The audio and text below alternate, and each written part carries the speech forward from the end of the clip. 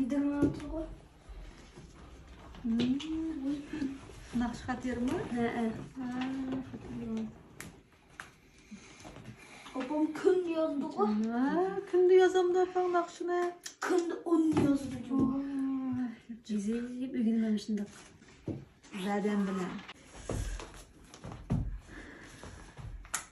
Yorvesline. Yorvesline.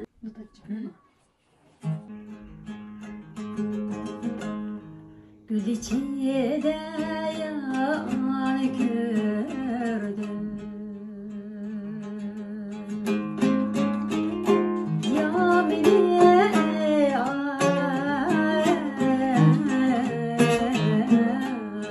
kör diyem ki. Toxtam bakalım. Şu gül içinde yan kördüm. Bazı ri harfi yazılganda işlengenden, nakşıda eğitilganda ri harfi çıkıp kaldı. Ködüm. Ya meni, yoki yar meni ködeymikin yani. Kördeymikin emas. Ködeymikin desek, til yenik çıkıdı da. Azır qaytadan mı çıkı mısra'nı ki bakayım.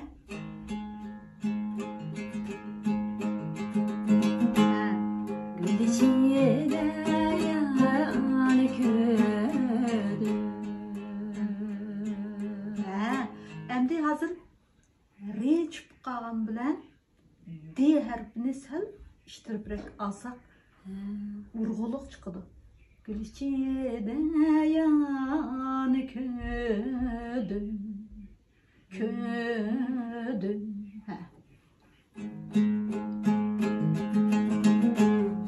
Gül içinde yan kördüm. Yamine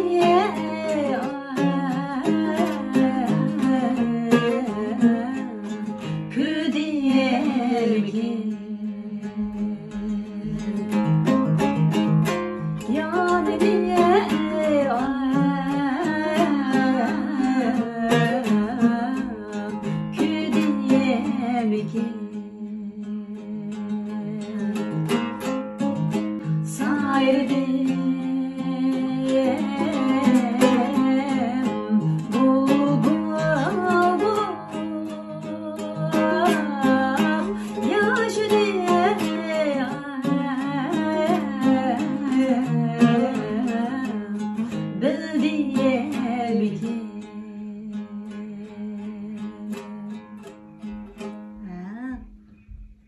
Biraz tebessümle verip durup itfiqne, gap durup tekst aşı mazmunluca şu haletni, tekst haletni.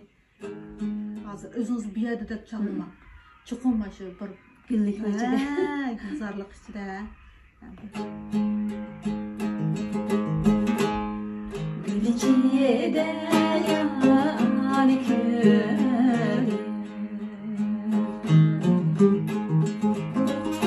Yamine